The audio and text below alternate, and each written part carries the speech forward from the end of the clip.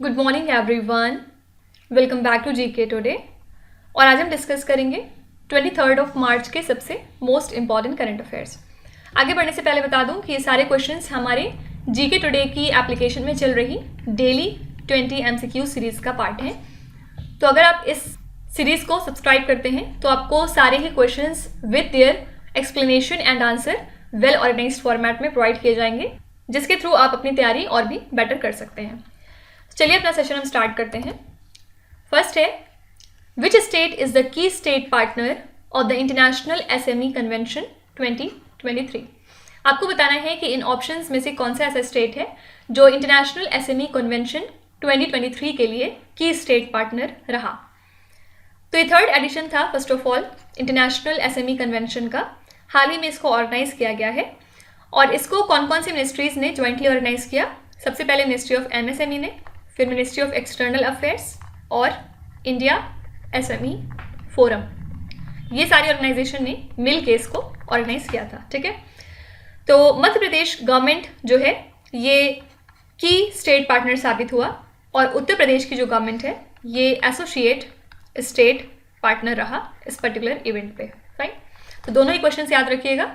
की state partner अगर पूछेंगे तो आंसर हो जाएगा मध्य प्रदेश, और अगर एसोसिएट स्टेट पार्टनर पूछेंगे तो आंसर हो जाएगा उत्तर प्रदेश। नेक्स्ट है, international criminal court has issued N arrest warrant against the president of which country.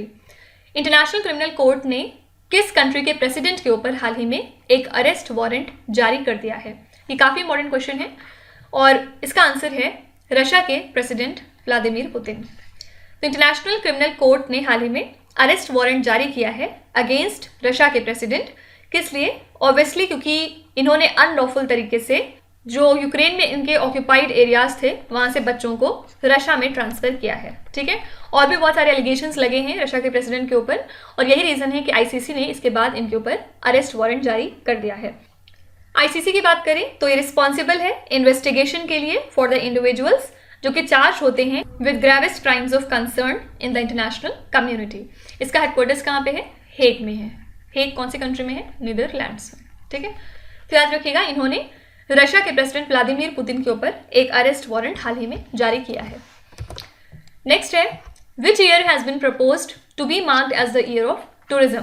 जैसे हमने इंटरनेशनल ईयर ऑफ मिलेट्स पढ़ा था उसी तरह आपसे पूछ रहे हैं कि कौन सा साल है जिसको अब ईयर ऑफ टूरिज्म बनाया जा रहा है। तो इंटरनेशनल ईयर ऑफ मिलेट कौन सा था? 2023। सिमिलरली जो हमारे SCO के टूरिज्म मिनिस्टर्स हैं इन्होंने एक कॉन्फ्रेंस की थी हाल ही में वाराणसी शहर में, और इस इवेंट के दौरान इंडिया ने ये एक्शन प्लान इनिशिएट किया है कि इस साल मतलब 2023 को हम बना देते हैं ईयर ऑफ टूरिज्म भी। फाइन। शंघाई कोऑपरेशन ऑर्गेनाइजेशन की बात करें तो ये एक इंटर गवर्नमेंटल ऑर्गेनाइजेशन है जिसमें प्रेजेंट में 8 मेंबर स्टेट्स हैं। इसमें कौन कौन से हैं? सबसे पहला है चाइना, इंडिया सेकेंड, थर्ड है कजाकिस्तान, फोर्थ है किर्गिस्तान, फिफ्थ है पाकिस्तान, सिक्स्थ है रशिया, इसके बाद सिक्स्थ है तजिकिस्तान और लास्ट है उज़्बेकिस्तान। ये 8 कंट्रीज फिलहाल मेंबर्स हैं SCO की। याद रखिएगा 2023 को प्रपोज किया गया है इंटरनेशनल ईयर ऑफ टूरिज्म बनाने का, और इंटरनेशनल ईयर ऑफ मिलेट्स भी हमारा 2023 है। नेक्स्ट है, which state has tabled the advocates protection bill 2023। कौन सा स्टेट है जिसने एक एडवोकेट प्रोटेक्शन बिल हाल ही में फॉर्म किया है? तो ये है राजस्थान। एडवोकेट प्रोटेक्शन बिल हाल ही में इसको टेबल किया है यहाँ की स्टेट गवर्नमेंट ने, ताकि जो ऑफेंसेस हो रहे हैं अगेंस्ट द एडवोकेट्स स्टेट के अंदर वो कम हो सकें, like grievous hurt, criminal force, इनका एजॉल्ट होता है काफ़ी ज़्यादा, ये सारे रीजंस हैं। ठीक है, जाहिर सी बात है इसका एम क्या है, जो वायलेंस हो रहा है अगेंस्ट एडवोकेट उसको आप प्रिवेंट कर सकें ताकि इनके जो राइजिंग केसेस हैं उनमें कमी देखी जा सके। तो याद रखिएगा एडवोकेट्स के लिए प्रोटेक्शन बिल हाल ही में किस स्टेट ने पास किया है? ये है राजस्थान ने।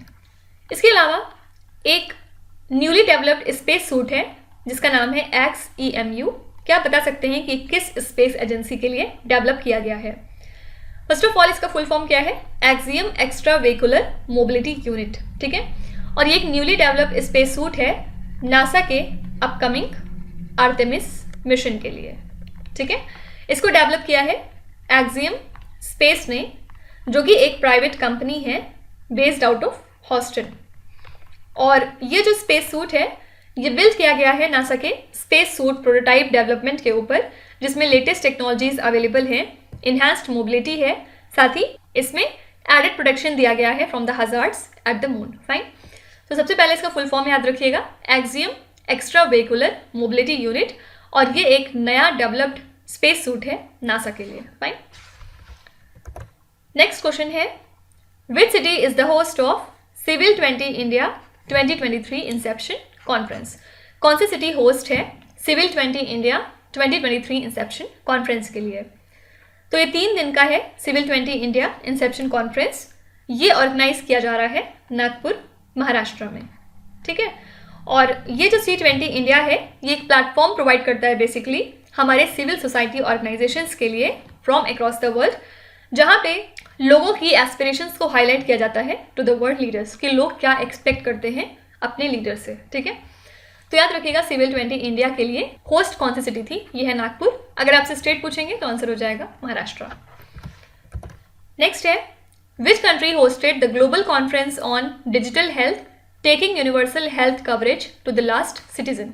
कौन सी कंट्री ने इस इवेंट को होस्ट किया, आपको ये बताना है। तो ये ज्वाइंटली ऑर्गेनाइज किया है WHO south east Asia regional office ने और हमारी union ministry of health and family welfare ने। और कहाँ पे हुआ है, तो इंडिया के नई दिल्ली में। ये जो ग्लोबल कॉन्फ्रेंस है इसको अटेंड किया है मिनिस्टर्स ऑफ हेल्थ ने, साथ ही डिफरेंट तरह के डिजिटल हेल्थ डेलीगेट्स ने from 24 WHO member states, G20 member state representative, साथ ही डिफरेंट अदर स्टेक होल्डर्स। ठीक है। तो याद रखिएगा कौन सी कंट्री ने इस इवेंट को होस्ट किया, ये कंट्री है इंडिया। प्रिसाइसली अगर आपसे बात करेंगे तो नई दिल्ली। नेक्स्ट है, as per a recent research which state is experiencing nearly 3 times more background radiation than assumed? एक रीसेंट रिसर्च के मुताबिक कौन सा स्टेट है जिसमें 3 times ज़्यादा बैकग्राउंड रेडिएशन पाया गया है जितना हमने एक्सपेक्ट किया था उससे? सबसे पहले ये टर्म समझते हैं क्या होता है बैकग्राउंड रेडिएशन। ये रेडिएशन वो रेडिएशन का मेजर होता है जो कि एमिट होता है नेचुरल सोर्सेज से, like for example sand, rocks और माउंटेन्स। ठीक है। और हाल ही में बार्क साइंटिस्ट की एक रिसेंट स्टडी के मुताबिक कुछ हिस्सा केरला का ऐसा है जो 3 times ज़्यादा बैकग्राउंड रेडिएशन एक्सपीरियंस कर रहा है देन अज्यूम्ड। और ये फिगर लगभग कितना है, 70 मिलीग्रे पर ईयर। मतलब आप इसको ऐसे समझ सकते हैं कि एक जो वर्कर है जो किसी भी न्यूक्लियर प्लांट में काम कर रहा है उसको जो बैकग्राउंड रेडिएशन फील होगा उतना ही यहाँ पे फील हो रहा है फिलहाल। ठीक है।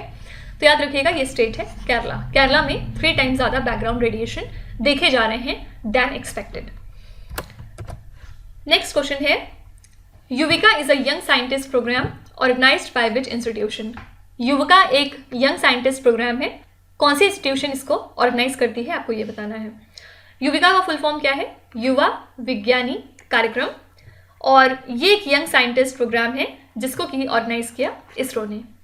और इसके थ्रू स्टूडेंट्स को इनकरेज किया जाता है कि वो स्टेम बेस्ड कैरियर और रिसर्च को अपनाएं। साथ ही इसका एम है बेसिक नॉलेज इम्पार्ट करना यंगस्टर्स में, किसकी, स्पेस टेक्नोलॉजी की, स्पेस साइंस और स्पेस एप्लीकेशंस की यंगर स्टूडेंट्स में। साथ ही जो स्पेस साइंस एंड टेक्नोलॉजी है उसके ट्रेंड को इमर्ज करना अमंग्स द यंगस्टर। फाइन। तो युविका का फुल फॉर्म याद रखिएगा, इसका फुल फॉर्म है युवा विज्ञानी कार्यक्रम, और ये एक यंग साइंटिस्ट प्रोग्राम है जिसको कि इसरो ऑर्गेनाइज करता है। Which country is the host of 2023 SAFF championship? आपको बताना है कि इस साल के SAFF चैंपियनशिप के लिए कौन सी कंट्री होस्ट है। तो 2023 का जो एडिशन है वो ऑर्गेनाइज होगा बेंगलुरु में इंडिया के। कब से कब तक, 21 जून से लेके 3 जुलाई तक। ठीक है। और इंडिया जो है इस टूर्नामेंट को होस्ट करेगा 4थी बार। लास्ट टाइम हमने कब किया था, 2015 में। ये एडिशन कहाँ पे हुआ था, तिरुवनंतपुरम में। और इंडिया ने टोटल 8 बार जीता है इस टूर्नामेंट को out of the 12 earlier edition. Fine. तो 2-3 क्वेश्चन यहाँ से पूछे जा सकते हैं। सबसे पहले इंडिया कौन सी बार होस्ट कर रहा है ये वाली चैंपियनशिप, 4थी बार। और पिछली बार हमने कहाँ पे करी थी, तिरुवनंतपुरम में, और इस साल कहाँ पे हो रही है, बेंगलुरु में। कितनी बार हमने जीता है ये इवेंट? 8 बार, 12 में से। ओके, नेक्स्ट है Copilot is the AI powered digital assistant developed by which company. आपको बताना है कि कॉपीलॉट एक AI पावर्ड डिजिटल असिस्टेंट है, इसको कौन सी कंपनी ने डेवलप किया है? तो ये एक AI पावर्ड डिजिटल असिस्टेंट है जिसको कि माइक्रोसॉफ्ट में डेवलप किया है, और इसके थ्रू जो प्रोडक्टिविटी है यूज़र की वो इम्प्रूव होगी by integrating the data from the users Microsoft graph and Microsoft 365 applications with large language models. ठीक है, तो ये जो AI पावर्ड असिस्टेंट है ये नेचुरल लैंग्वेज प्रोसेसिंग को कंबाइन करेगा जो कि बेस्ड होगा ओपन AI के चैट GPT टेक्नोलॉजी के ऊपर। फाइन, तो याद रखिएगा कॉपीलॉट किसका AI पावर्ड डिजिटल असिस्टेंट है? आंसर हो जाएगा माइक्रोसॉफ्ट। अच्छा, कल हमने फैल्कन LLM के बारे में पढ़ा था। ये क्या है?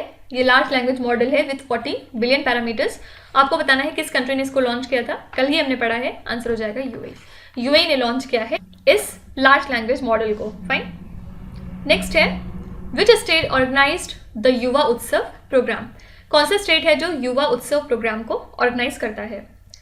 तो पहली बार है युवा उत्सव जब हो रहा है, और इसको ऑर्गेनाइज किया गया सियाहा डिस्ट्रिक्ट में, मिजोरम स्टेट के।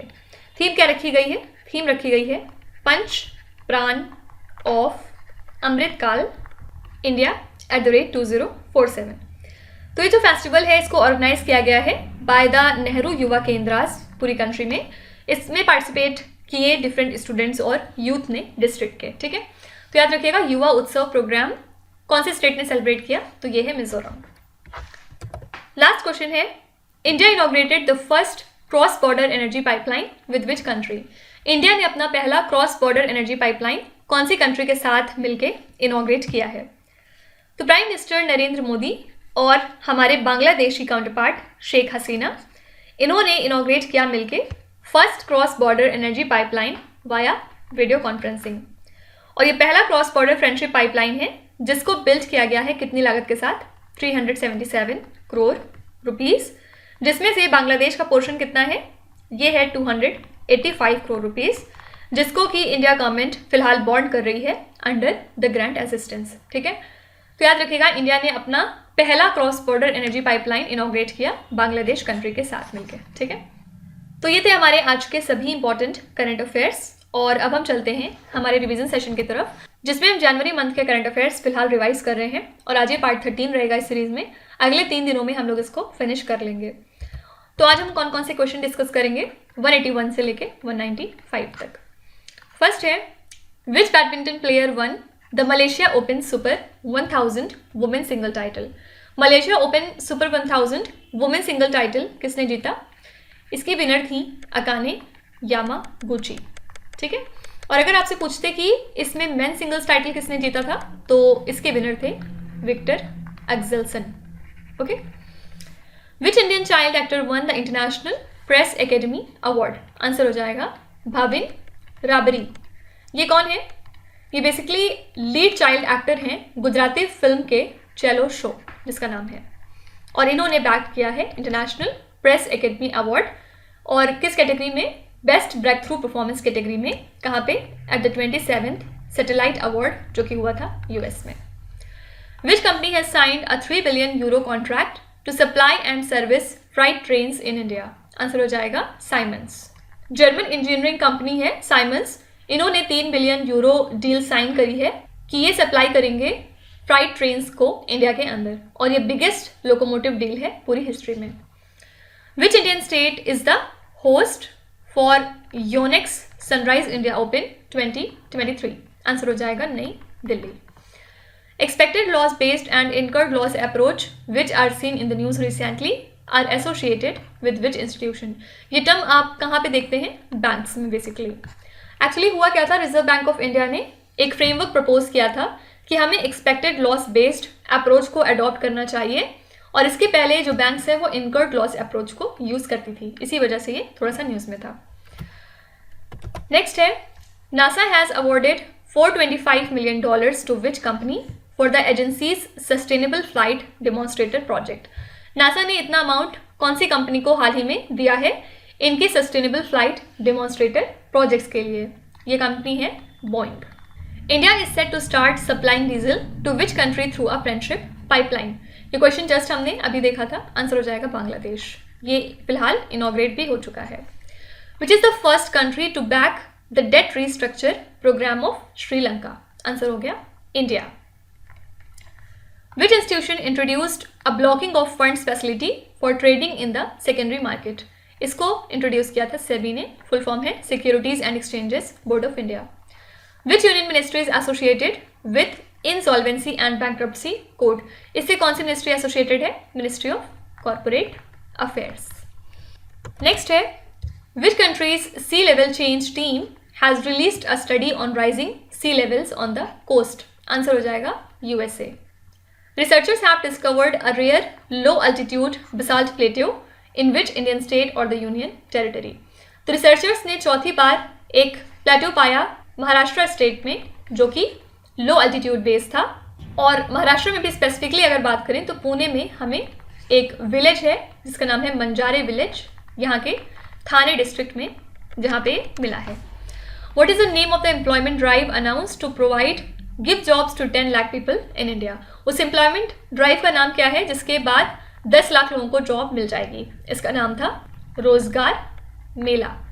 तो प्राइम मिनिस्टर नरेंद्र मोदी जी ने 71,000 अपॉइंटमेंट लेटर्स को डिस्ट्रीब्यूट किया है डिफरेंट गवर्नमेंट और डिपार्टमेंट्स और ऑर्गेनाइजेशंस में, और ये इवेंट पार्ट है रोजगार मेला ड्राइव का, जिसको कि लास्ट ईयर इन्होंने अनाउंस किया था, जिसमें ये डिसाइड हुआ था कि 10 लाख लोगों को जॉब दी जाएगी। Which institution releases the primary urban cooperative banks outlook 2021-22, answer हो जाएगा reserve bank of India. Which country supplies the Apache attack helicopters to India, Apache attack helicopters को इंडिया किससे परचेज करता है, ये कंट्री है यूएसए। ठीक है, तो जो पहला फ्यूल लेज था इंडियन आर्मी के कॉन्ट्रैक्ट का for 6AH-64E Apache attack helicopters, ये हाल ही में रोल आउट हुआ है कहाँ पे, Tata Boeing aerospace limited facility में जो कि है हैदराबाद में, और ये जॉइंट वेंचर है between Tata advanced system limited and aircraft manufacturer Boeing. ठीक है, तो अपाचे अटैक हेलीकॉप्टर्स हम यूएसए से परचेज करते हैं। तो इसी के साथ हमने नेक्स्ट 15 क्वेश्चंस को भी देख लिया, और बस 3 ही दिन बचे हैं हमें जनवरी मंथ को फिनिश करने में। उसके बाद हम देखते हैं कि हम किस टाइप का रिवीजन सेशन स्टार्ट करते हैं। तो कल हम यहीं से कंटिन्यू करेंगे, 196 से लेके 210 तक जाएंगे। ठीक है, तो आई होप आपको आज का सेशन अच्छा लगा होगा। चलिए अब आपकी क्विज की तरफ चलते हैं। ये 5 क्वेश्चंस हैं जिनको आपको ध्यान से पढ़ना है और इसका जवाब आपको कॉमेंट्स में लिखना है। तो यहाँ पे वीडियो को पॉज करिए, एक एक करके ध्यान से क्वेश्चन को पढ़िए। जो भी आपको आते हैं वेल एंड गुड, और जो नहीं आते कोई भी बात नहीं, विथ टाइम डेफिनेटली आपका स्कोर इम्प्रूव करेगा। बस आपको कंसिस्टेंट और परसिस्टेंट रहने की ज़रूरत है। So that's it for today. I hope you have like the session. आज का सेशन आपको कैसा लगा ज़रूर बताइएगा कमेंट्स में। साथ ही साथ आपका कोई भी रिव्यू है, फीडबैक है या फिर सजेशन है तो वो भी आप हमें बता सकते हैं। हमें जानकर खुशी होगी और हम पूरी कोशिश करेंगे उसको इम्प्लीमेंट करने की। तो कल फिर हम मिलेंगे सेम टाइम सेम जगह कल के करंट अफेयर्स के साथ।